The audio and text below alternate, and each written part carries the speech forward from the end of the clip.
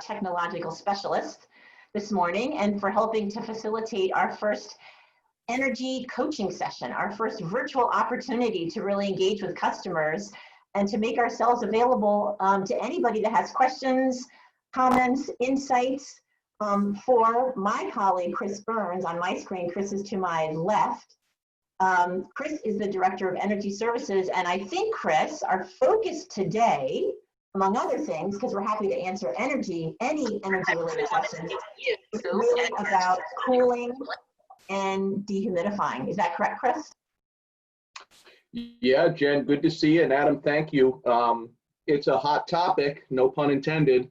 That we've had some really hot, muggy weather. Folks are home a lot more due to COVID, and we'd love to have a conversation with folks and tricks on and that pesky humidity issue. Yeah, so actually maybe I can take a step back, Chris, and just introduce both of us. So I'm Jennifer Green. I'm going to host today, and I am the Director of Sustainability and Workforce Development for BED. As folks know, BED is a municipal electric department and one of the state's 3 energy efficiency utilities. And I have the pleasure of being here with Chris Burns, the Director of Energy Services, and indeed today's coach. So when we were framing up what the conversation would be about today, Chris had mentioned that, again, as he just stated, given the hot weather we've had, and indeed I think 2020 is on track to being the hottest year on record around the planet. We're seeing a lot of calls coming into customer service and to Chris's team on how to cool, how to dehumidify, and hence the topic.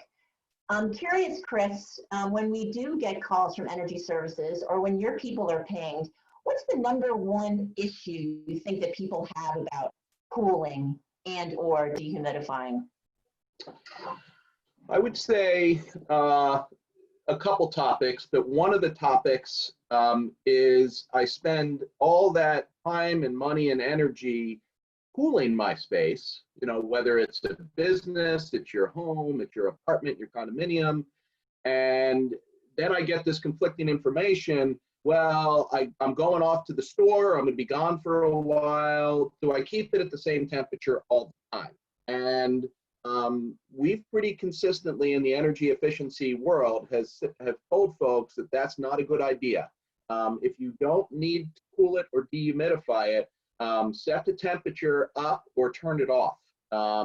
Most buildings can recover pretty well, and if you just kind of experiment a little bit with how your building works, and we can talk a little bit more about that, you could save yourself a whole lot of money if you deal with the temperature and the time that anything is on, and that applies to heating and cooling. You know, there's a bit of a myth out there that it's cheaper to keep things at the same temperature, and the science is really, really, really clear that that's not true. And we see in the power bills. So we can talk more about that. If I may, I just want to jump in for a moment. If you're joining us on Zoom, you can use the chat feature to ask our panelists any questions. If you're on Facebook Live, we're also monitoring the comments area on Facebook, and we'll make sure we can get to as many of those questions and comments as possible. Great, thanks, Adam. So yeah, Chris, carry on. What else are you hearing about from folks? What main questions do they have when they contact you or customer service vis-a-vis cooling? So the second big question is, I've got some, 1, 2, or 3 older window air conditioners that I've had for a while, and does it make sense? They're still working fine. Does it make sense to say goodbye to them, properly recycle them or to sell them and go get, top of the line, the most energy efficient, Energy Star rated units that I can find? And typically, and every situation is a little different, but typically it really doesn't make sense to replace it unless it's got problems and you've got to send it out for repair. The time to make the really efficient choice is when you've got to replace it and buy new. You can hop on our website, you can see incentives, and we try to give you really good information about what's the most efficient thing to do. So again, if they're working fine, it really probably doesn't make sense to replace them today. But if you need to go buy something, that's the time to make a really good choice, because you're probably going to have that thing for 5, 10 plus years. You want to get a good one. The second thing we want to tell folks is size does matter. You don't want to get too big of a one. And we'll get into the whole dehumidification thing in a little bit. But if you get a gargantuan window air conditioner, let's say for your bedroom, and it's way oversized, it's going to short cycle and it's not going to run long enough to dehumidify. And that's what we really want, right? We want to get that mugginess out of the air, is one of the things that makes us more comfortable. And if the thing's turning on and turning off too much, it just doesn't work so well. So the sizing issues do matter. There's a lot of tips and tricks on our website and on the Energy Star website to kind of let you know about that. And then the other is, if you're buying brand new and you're thinking about your home and what to do, visit our website and look at the cold climate heat pump page as well. It may be a really nice option. You get highly efficient cooling. You can get heating out of it. The rebates are fabulous right now. So that's another option that we can talk a little about. Thanks so much, Chris. And I know we're going to focus mostly on heating and cooling, or dehumidifying, but we did invite folks to come up with any questions that they really had. And we've got one in from friend and neighbor Paul Bierman, who is curious about electric vehicles. Quote unquote, we're thinking of buying one and wonder what charger is best and how to get the lower rate for charging, and what rebates are available, if any. Now, I realize we've got a couple folks on staff that really focus on EVs, but do you want to tell us what you know, Chris, about what's available in terms of the information expertise that we offer? Yeah, absolutely. I point Paul to our website, some really good information about BED's rebates for plug-in or full electric. There's also a state of Vermont rebate that you can couple with that, and it can be a really nice package to help get you into an EV. So hop on our website. If it doesn't answer all your questions, send an email to the efficiency team at burlingtonelectric.com. We'll follow up quickly with anything you have.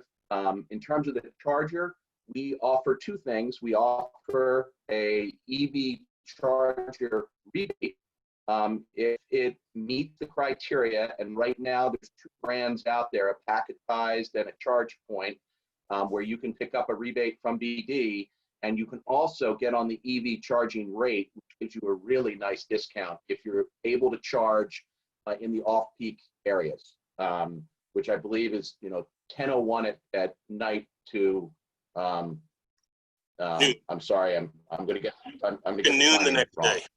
That's right, to noon the next day. So all of those details are laid out on the website. Really good stuff. You can combine very nice BED, state of Vermont incentives to buy the vehicle. If you qualify for the state of Vermont incentive, you can do the EV charger at home, and then you can get the EV rate. So packaging that together can be a great way to go.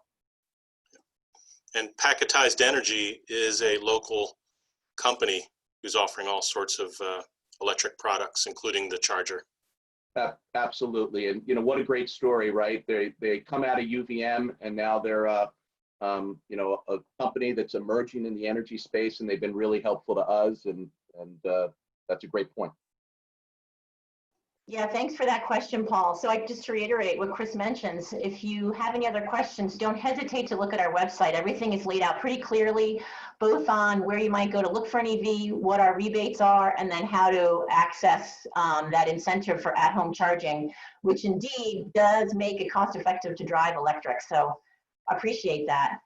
So it sounds like we've got some interest, particularly, Chris, around heat pumps, sort of getting back to our theme of the day, cooling and dehumidifying. Can you talk a little bit more about air conditioning? You talked about quote unquote sort of window shakers versus heat pumps and those expenses. Yeah, I mean, it's it comes down to really what you want for your home or your business. But let's just talk about a typical home. So if you're in the market to buy air conditioning and you're not sure what to do, you really want to evaluate both of those choices. I mean, there's pros and cons to both, but you know, the window units, you've got to haul them up, you got to put them in there. There's safety issues. You know, there's just they've got their issues, but they are probably one of the least expensive purchase costs to go buy a window air conditioner and put it in your house or do a few. But you've got to deal with it seasonally. You do not want to leave them in the wintertime because they become a huge source of heat loss. The thing about a heat pump is, you know, the most common ones are the mini splits. You have an outside unit, and you have 1, 2, 3 inside units that sit on the wall.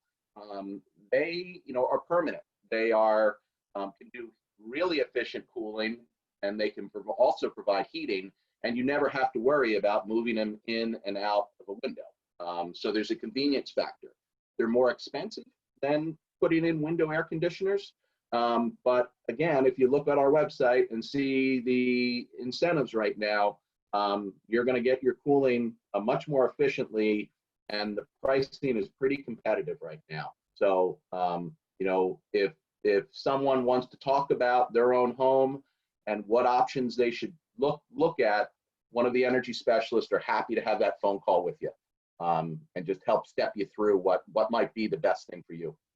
Yeah, thanks to our green stimulus package, we're offering rebates starting at $2,250, and they can go up to as much as $3,500. You can learn, again, like Chris was saying, you can learn all about that at our website. If you just go to our homepage, you can, I think if you just scroll down a little bit, you'll see heat pumps, and that'll take you to all the information about the rebates. Thanks, Adam. So Chris, you talked a little bit about homes that are appropriate or maybe less appropriate for a heat pump. I think people are enthusiastic about heat pumps. I think we really want to be trusted advisors, and we really want to be clear to folks that a heat pump, there's some places, some spaces that a heat pump is a particularly well-adapted technology. Can you talk a little bit about that? For example, I live in a Victorian home. I'm wondering how a heat pump would fit in my space. We do have a lot of older Victorian houses in Burlington. So can you talk a little bit about the application?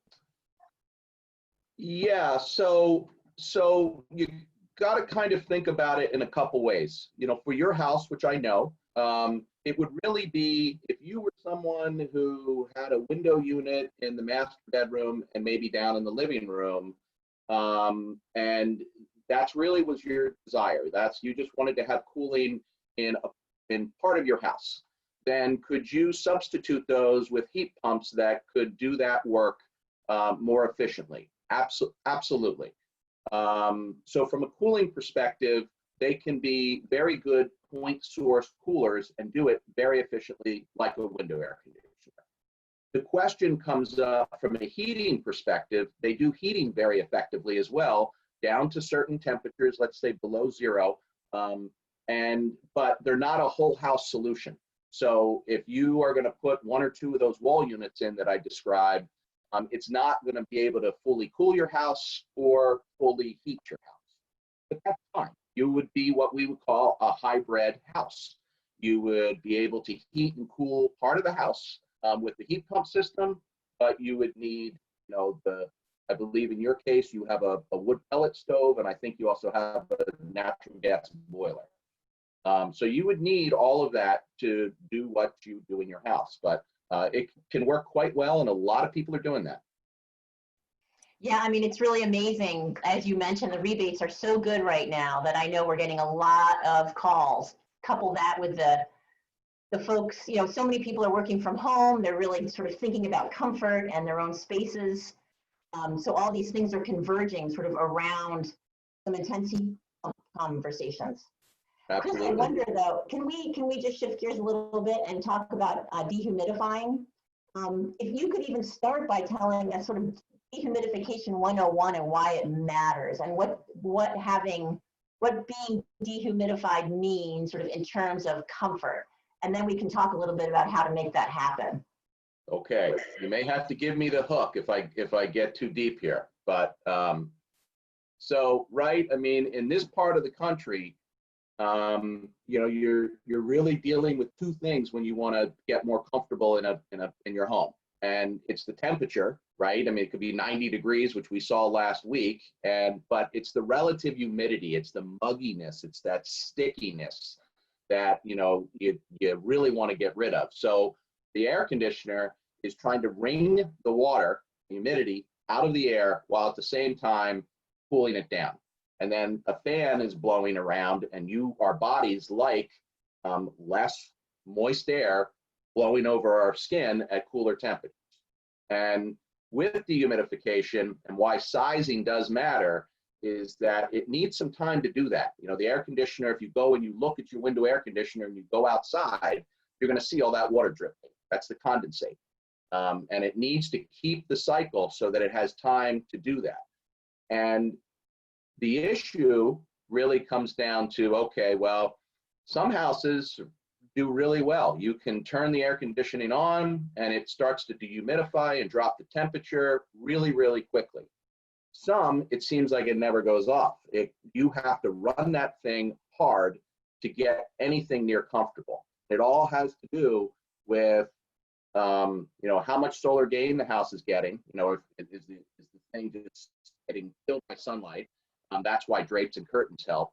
Or is the building leakier and not as well weatherized as it should be? So, right, I mean, you could take your Yeti or any thermos and you could make yourself a delicious, you know, iced coffee and take it out on the worst day and you would be fine.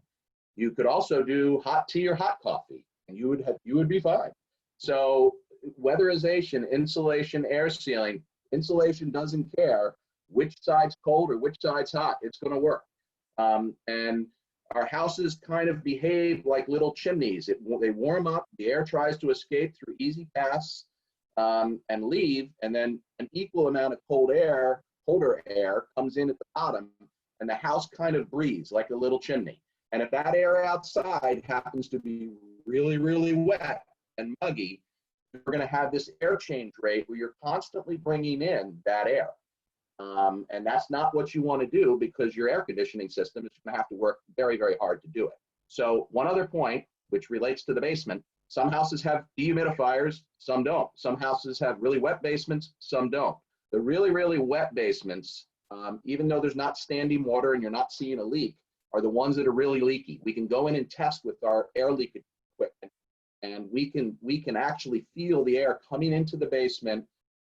That wet air condenses against the bottom of the foundation, which is underground and so nice and cool, and you start getting that must. And then you turn on your dehumidifier, and your dehumidifier is running constantly to try to dehumidify Chittenden County, you know, if your building is really leaky. So if weatherization, which we can get into a little bit, between DED and Vermont Gas, there's some really nice stuff available to folks. Can help on the cooling side, can help on the dehumidification side, can protect your basement for some moisture and make you comfortable year round. Well, that's great, Chris. We definitely do want to spend time talking more about weatherization and the programs and collaboration that we have with Vermont Gas. Before we leave sort of the technology of dehumidification, is there something that you might suggest people purchase or what to look out for vis-a-vis equipment? If one is looking to dehumidify, are you talking about something in a basement or what? And what are you talking about in terms of Energy Star products?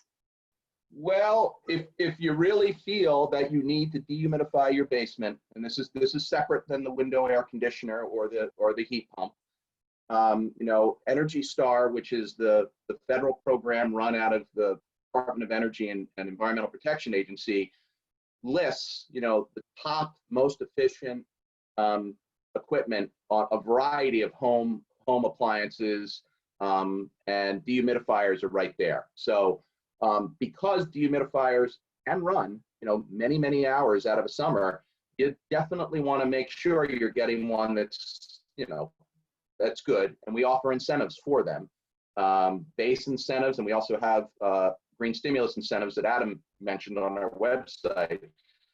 So, you know, the best one you can get. But then we really should talk about, all right, why is it that your dehumidifier is running 10 hours out of a day where mine is only running 1? What is it about your particular basement that's attracting that much moisture? And once again, it can be air leakage, which you can't even see. You don't even know it until someone comes in and helps you out. And they're called blower door tests. You could have groundwater issues where if you look at the slope of your ground as it approaches your foundation, if it's neutral or negative, there's a very good chance things are getting wet down there, and that could be part of the problem. If you're someone who opens up your foundation windows on days like today, that's really not a good idea. That's going to make your dehumidifier run forever. So you got to just sit there and say, okay, I need one to solve a problem. Get the best one you can get. Take advantage of the rebates. But then you should say, all right, well, what is it that's getting so much moisture into my basement?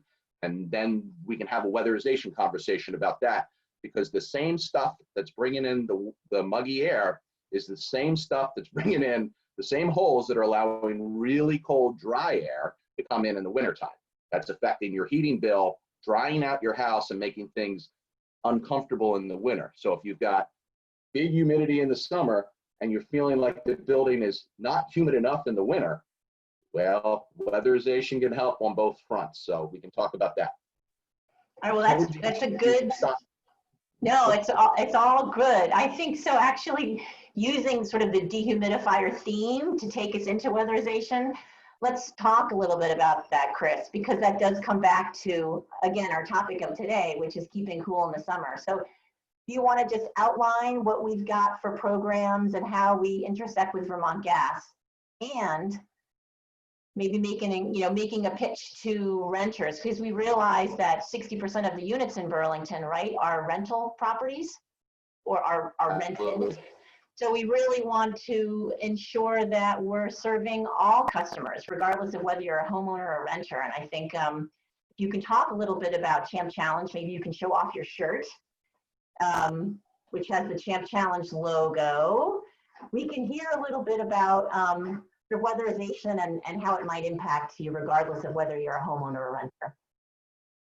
Absolutely. So a couple things. For all of this that we talk about, are there tips and tricks that help folks mitigate or reduce the energy bill, energy usage, and with whatever they're doing? So if you step back to cooling, we talked about, all right, you don't need to run it all day. Run it only when you are in the room.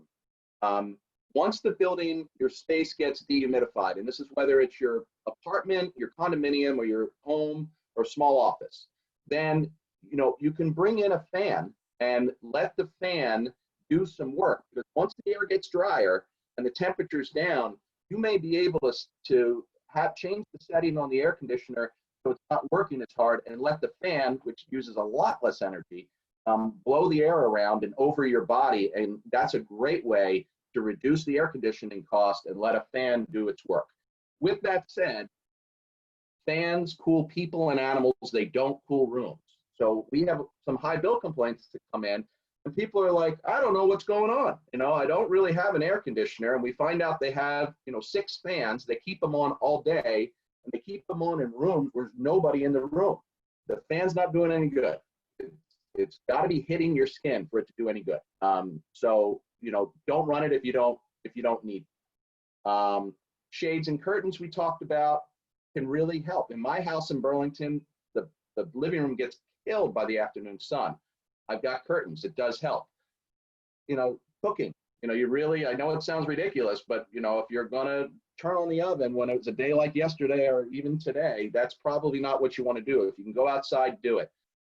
Running the dishwasher, running the clothes dryer, everything that puts heat into the building, you got to deal with. And so if you can delay some of that, that's all good stuff. So to the weatherization question, and this applies to everybody. We work really closely with Vermont Gas, because Vermont Gas is 95% of the heating in this town. And we have for years realized the 2 utilities serve Burlington Everyone's our customer. We want to come to you together wherever possible because we think we do a better job when we're working together. And so this Energy Champ effort we did a few years ago to try to figure out how we could marry our programs. And it's still available, and it's available to rental property owners.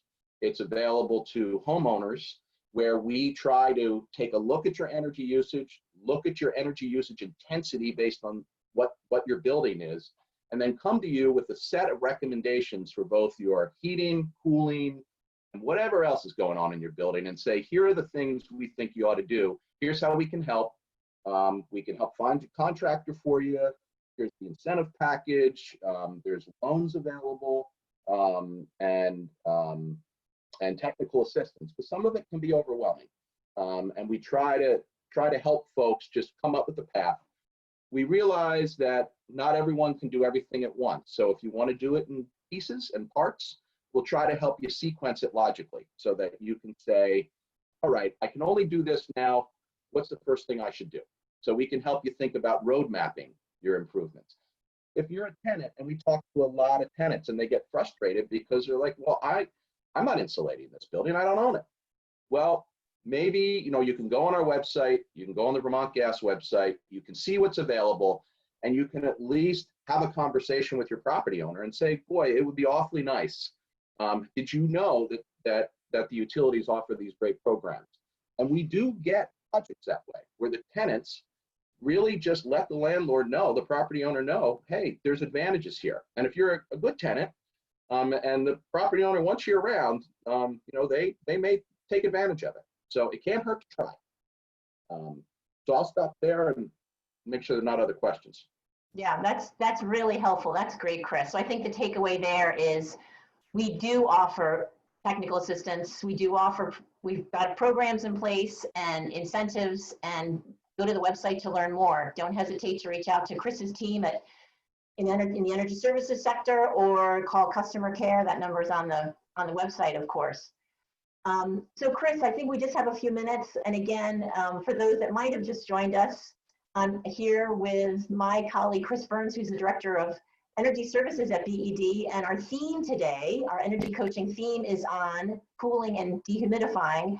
And we're here virtually because generally, we're sort of out and about in the community. And unfortunately, we're not in a place, given the time of COVID, to make that happen.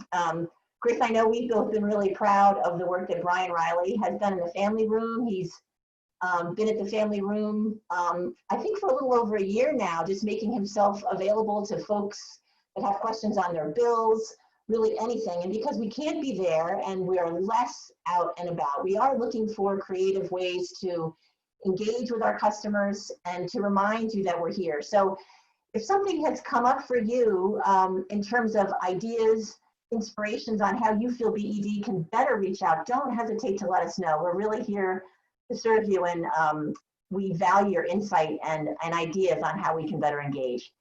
So let's see, I think we might have a question or two.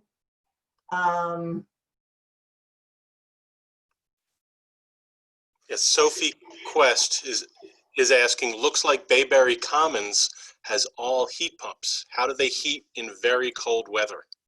Good question. Thanks, Adam. So I could be wrong, but I believe Bayberry is, they're very new. They've been built over just the last few years. I believe that they do both, that they have natural gas boilers, and then they also provide heat pumps. So I think you'll notice some baseboard around the perimeter of the apartments, and that would be attached to a boiler. But I will say, to Sophie's good question, we do have apartment houses in town that are 100% heat pump, and they do very well. They make it through all kinds of weather. And the reason they can do that so successfully is that the building itself is incredibly well done, very well insulated, really good attention to air leakage detail. The owners fully participated in our new construction program, and these buildings do really, really well with no boiler or furnace. Do you want to throw in a quick word about centrally ducted heat pump technology? Sure. So for both new construction or even existing homes, where you have, it's called a forced air system. It's a furnace where there's ductwork running. You know, folks probably been in houses where there's grates in the floor and you feel the heat coming out of the furnace. Those can be married to what's called a centrally ducted heat pump. Same heat pump technology, except you get it into the central distribution system of the building. The mini splits that we talked about don't have any distribution. They just, like space heaters, just sit on the wall. So centrally ducted, you know, gets you heat and cooling all throughout the building, which can be a really, really nice benefit. Yeah, great question, Adam. Thank you. And actually, with that, we are at time. We said we'd take it to a half an hour, so it's 11:30. I really want to thank you, Chris, for sharing all your expertise with us, and in particular for being able to guide us through the world of dehumidifying and cooling on these hot summer days. And I want to thank Adam for serving our technical specialist today and getting us organized around Zoom. So I just leave you again, folks, if you want to share with us any questions, please don't hesitate to let us know what's on your mind. You can either do it via the website, or you can call customer service, hook up with Chris's team in the Energy Services Department. And if there's a topic that you'd like us to discuss next time, don't hesitate to let us know. So we really appreciate everybody's time and hope you found this valuable. Thanks again, Chris, and thanks to all for joining us. Take care. Thank you.